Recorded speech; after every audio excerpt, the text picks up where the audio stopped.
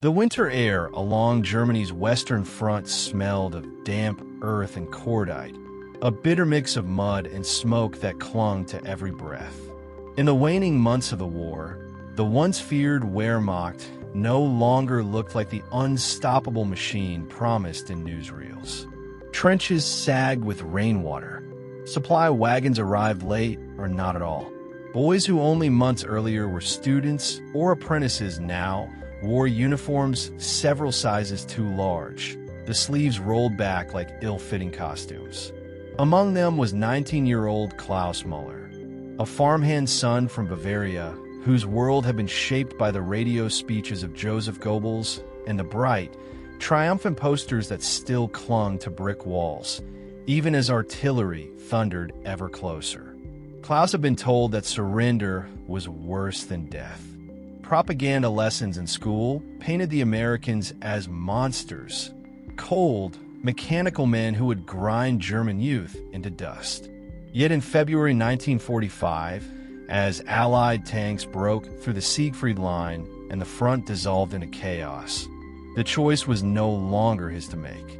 Surrounded by armored columns and deafening loudspeakers urging capitulation, he and hundreds of others laid their rifles in the mud. The silence that followed was almost unbearable. No victory marches, no heroic last stand, only the scrape of boots, the nervous shuffle of prisoners, and the hollow echo of a Reich collapsing on itself. Days blurred into nights inside crowded rail cars that ferried the captives westward.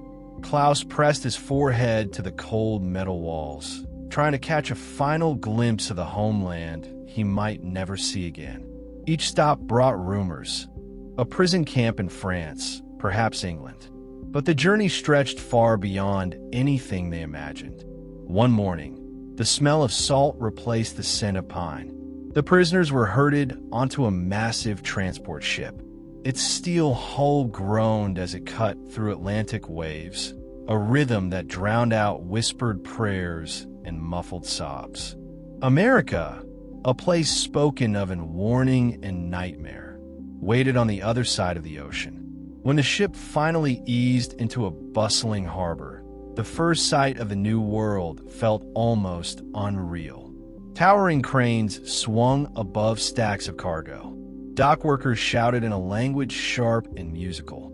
The air tasted of diesel and roasted coffee. Instead of the brutal captors described by Nazi teachers, young American soldiers offered curt orders, but no cruelty, handing out cigarettes, even a stray chocolate bar. Klaus stared at the skyline rising behind the docks, its jagged silhouettes shimmering like a mirage. The enemy's homeland was not the dark wasteland of propaganda. It pulsed with energy, indifferent to the fears that had once kept him loyal. As trucks rumbled inland toward the sprawling prisoner of war camps, the young Germans felt the ground shift beneath more than just their feet. The world they had been trained to fear was about to become the world they would have to understand. And with each mile into the American heartland, a new chapter, one of disorientation, curiosity, and reluctant discovery, quietly began. The convoy slowed as the pine forests of Mississippi opened into a wide clearing of neatly raked gravel and freshly painted fences. After days of rattling across the American South, the prisoners peered through the slats of the truck bed, expecting squalor or the harsh spectacle of punishment. Instead, Camp Shelby appeared almost unervingly calm. Rows of wooden barracks stood in perfect formation, their roofs straight and their windows gleaming in the late afternoon sun. The scent of cut grass drifted across the parade ground, mingling with the faint sweetness of magnolia. For men taught to believe America was a land of chaos and decay, the order of this place was a first quiet shock. As Klaus Müller stepped down from the truck, his boots sank into gravel, so clean it seemed swept by invisible hands. Guards directed the newcomers with clipped efficiency, firm but never cruel. Their uniforms were crisp, their faces untroubled by the exhaustion Klaus associated with war. One soldier even tipped his cap in greeting, a small courtesy that unsettled more than it comforted. The camp barber shop caught many eyes. A small building with a bright red and white pole twirling lazily in the warm breeze. Through its doorway, prisoners glimpsed mirrors polished to a shine and a chair ready for the next customer. Some of the young Germans exchanged wary glances. Back home, their villages rationed bread and soap. Here, even the haircuts smelled of abundance. Inside the barracks, another surprise awaited. Bunks stood in straight lines, mattresses stuffed, and waiting beneath neatly folded blankets. The air carried the faint aroma of disinfectant and laundry soap, a clean, almost domestic smell. Overhead, a ceiling fan ticked steadily, a gentle rhythm that felt more like a school dormitory than a prison. The mess hall was larger still, alive with the clatter of trays and the unmistakable scent of meat cooking and butter. Dinner that night included fresh bread, steaming potatoes, and thick slices of roast beef.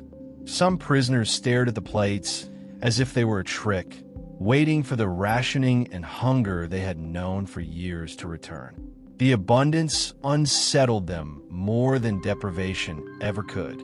Nazi propaganda had promised a decadent enemy whose supposed moral decay would show in filth and disorder. Yet the guards joked quietly among themselves, passing cigarettes and offering extra coffee. They were well-fed, confident, and, perhaps most confounding, courteous. Klaus caught himself studying their easy movements, the way they laughed without glancing over their shoulders. It was not the laughter of conquerors, but of men at home. Night settled over Camp Shelby with the hum of cicadas and the faint glow of electric lamps tracing the fence line. From his bunk, Klaus listened to the unfamiliar sounds of the American night. Distant trains, the soft rustle of pine leaves, the steady rhythm of a country untouched by bombing raids. What he had been told was a land of greed and chaos revealed itself as something far more complex, a system that functioned quietly and confidently, even in wartime. As the first shock faded into the routines of roll call, work details, and evening meals, curiosity began to replace fear. The prisoners found themselves watching, measuring, trying to understand. What they once dismissed as enemy propaganda now appeared as a living question. How did this nation, so maligned in their classrooms, create such order in the midst of global chaos? The answers would come slowly, through daily tasks and unexpected friendships, as camp life unfolded into a deeper education none of them had anticipated. Morning in the camp began with the clang of a bell and the smell of coffee drifting across the yard. Sunlight spilled over the pine trees, catching the barbed wire in a silver glow. For men who had once marched through ruined villages and slept in frozen foxholes, the rhythm of life behind the fence felt disorientingly comfortable. Breakfast trays carried more calories than many Germans had seen in years. Eggs and bacon, soft bread spread with butter, steaming mugs of milk. Some prisoners ate quickly, afraid the abundance might vanish as suddenly as it appeared. Others lingered, tasting every bite, silently comparing it to the watery soups of the collapsing Reich. Days unfolded in a pattern that blurred the line between captivity and community. The camp doctor made regular rounds, handing out vitamins and treating colds with a patience that embarrassed those raised on wartime scarcity. Soccer balls thumped across the parade ground, their hollow echoes mixing with bursts of laughter. A small library stocked with English novels and German classics offered an escape into worlds far removed from the trenches. In the evenings, music floated from the recreation hall, accordions and borrowed guitars carrying familiar folk songs into the humid night. For a few hours, the war beyond the fence seemed to dissolve into the sound of voices harmonizing in two languages. Work assignments carried the prisoners far beyond the camp gates. Under guard but treated as laborers rather than enemies, they rode in open trucks to cotton fields, sawmills, and canning factories. The first trip to a Mississippi farm left Klaus Muller stunned. Acres of rich soil stretched to the horizon, heavy with corn and soybeans. Storage barns overflowed with grain, while new machinery hummed with quiet precision. In a single afternoon, he witnessed more agricultural surplus than his entire village could have produced in a season. At the canning plant, conveyor belts moved with a mechanical grace that spoke of an industrial strength Germany's propaganda had insisted America lacked. The contrast gnawed at him. If this was a decadent, failing society, why did its fields and factories seem inexhaustible? The work itself became a kind of education. Farmers offered cool water and occasional conversation. A foreman once slipped Klaus a slice of apple pie during a break, smiling as though feeding an old friend. Each small kindness chipped at the hardened shell of ideology that had shaped their youth. Around evening fires back in the barracks, prisoners argued quietly about what they had seen. Some clung to the old explanations: American wealth built on luck or theft. Others, like Klaus, sat silent, turning over the unsettling possibility that they had been profoundly misled. As summer deepened and the trucks rolled daily between camp and countryside, the barbed wire began to feel less like a prison than a boundary between two worlds. One collapsing in distant Europe, the other thriving with a confidence that needed no slogans. In that quiet space of work and reflection, questions once unthinkable began to take root, preparing the prisoners for the even greater reckonings that lay ahead. Autumn crept over Mississippi with a quiet grace. Mornings cool and misted, evenings scented with pine smoke and damp earth. From behind the wire, the prisoners watched the seasons change and felt something shifting inside themselves. Months of steady meals and orderly routines had dulled the raw fear of capture. Now a different unease began to surface, one that came not from hunger or punishment, but from the slow erosion of everything they had been taught to believe. News filtered into the camp in fragments. A guard's offhand remark about the Allied push across the Rhine. A newspaper left on a mess hall table with headlines screaming of bombed German cities. Each scrap of information carried a sting of recognition. The Reich was collapsing. Families back home were enduring air raids and shortages while the supposed enemy fed their sons more generously than their own government ever had. Klaus Muller found it hard to swallow the thick slices of bread at dinner without thinking of his mother queuing for hours to buy a few potatoes. Guilt settled like a weight in his chest, heavy and unspoken. During work details in farms and factories, the contrast grew impossible to ignore. American fields glistened with late harvests, their yields piled high in silos that seemed to defy the very idea of scarcity. Factory floors thundered with machines that never rested, producing goods and volumes that dwarfed anything Klaus had seen in Bavaria. The efficiency was almost elegant. Trucks arriving on schedule, workers moving with practiced ease, entire operations running like clockwork even as war raged across oceans. This was not the decadent, decaying nation that Nazi teachers had described. It was a society humming with purpose, confident in its ability to outproduce and outlast any rival. Evenings brought long conversations in the barracks. Some prisoners clung stubbornly to old explanations. America's wealth was a mirage, its strength built on luck or theft. But the arguments rang hollow against the evidence of their own eyes. Others began to voice uncomfortable truths. If they can do this while fighting a world war, one man whispered, How could we ever hope to win?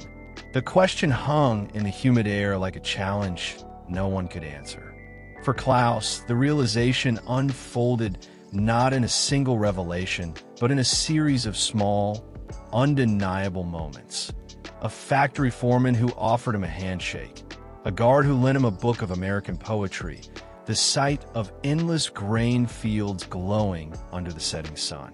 Each encounter chipped away at the wall of propaganda brick by brick, until the space inside felt wide and unsettlingly free.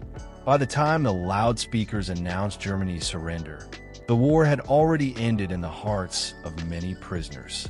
They stood beneath the southern sky, staring at the distant horizon, carrying a new and complicated truth. The world they would return to was in ruins, but the ideas they would bring back, of freedom, efficiency, and a different kind of strength, would become the quiet baggage of a generation stepping back into a homeland forever changed. The train rattled along tracks scarred by bomb craters, carrying the returning prisoners through a Germany they hardly recognized. Smoke still lingered over cities, twisting from shattered chimneys like ghostly fingers. Roads were pocked with shell holes, and once familiar villages were reduced to skeletal frames of brick and timber. Klaus Muller pressed his face to the window, searching for the countryside of his youth. Instead, he saw rubble, fields left fallow, and neighbors whose eyes carried the hollow weight of survival. Silence settled over the carriage, a quiet that spoke of a nation not just defeated, but broken. Stepping off the train, the air hit with a bitter mixture of soot, damp earth, and the faint tang of fear. Families clutched their children tightly, grateful for returnees, yet wary of the changes years of captivity had wrought. Klaus felt the strange dissonance of familiarity and alienation. He was home, and yet everything, streets, shops, even the rhythm of daily life, was foreign. Memories of Camp Shelby lingered vividly, each detail of American order and abundance returning unbidden.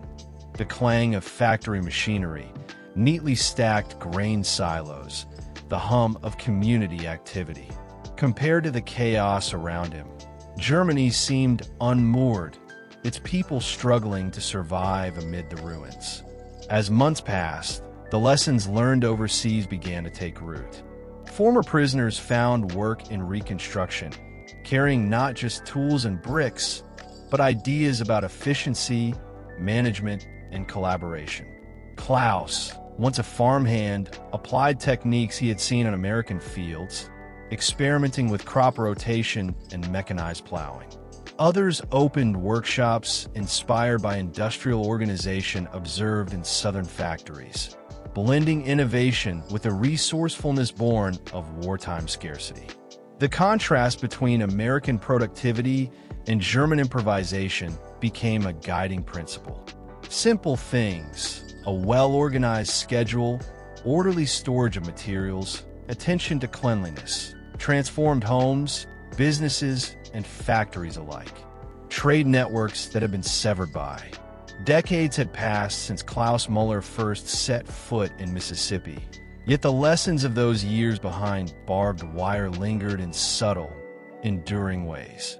In the quiet mornings of his later life, Klaus would sit by the kitchen window of his modest home in Bavaria, watching the sun strike the rooftops of a town rebuilt with painstaking care. The scent of freshly baked bread from the bakery below mingled with the crisp autumn air, a reminder of abundance and order he had first witnessed across the Atlantic.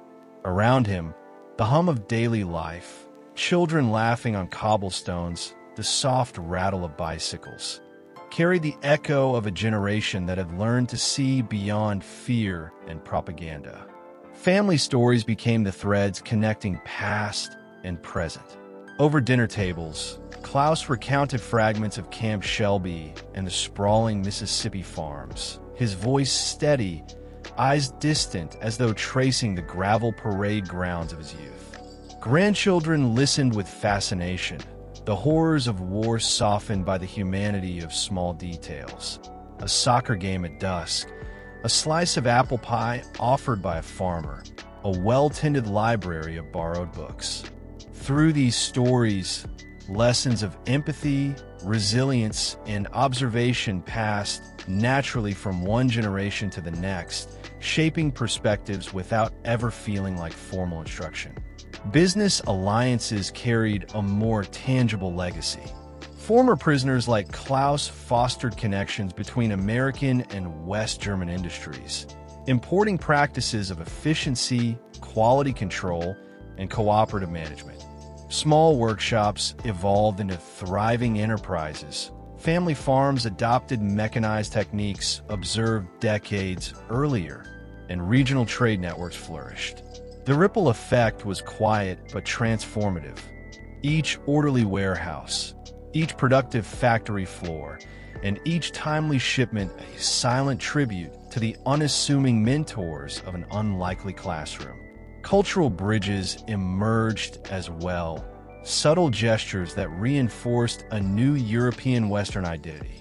Exchange programs, shared festivals, and cross-continental collaborations reminded citizens that the world beyond Germany was not a threat, but a partner. Klaus himself traveled occasionally, revisiting towns in Mississippi and meeting the descendants of the guards and farmers he had known, a living testament to reconciliation and the enduring value of human connection.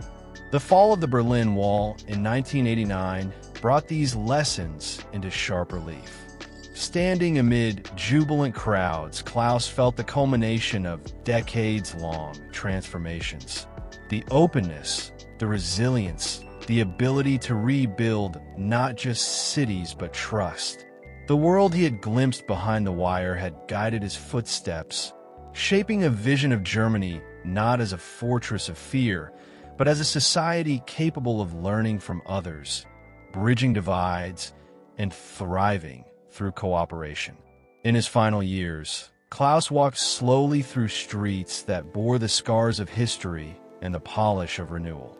Each conversation, each handshake, each shared story reflected the extraordinary journey from captured soldier to citizen builder.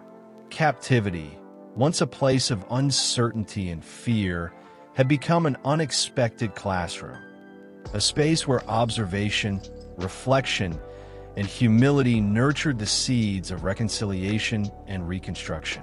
And as the sun dipped behind the Bavarian hills, Klaus understood that the lessons of the wire had stretched far beyond its boundaries, rippling quietly across generations and shaping a Germany that had learned, at last, how to look outward without losing itself.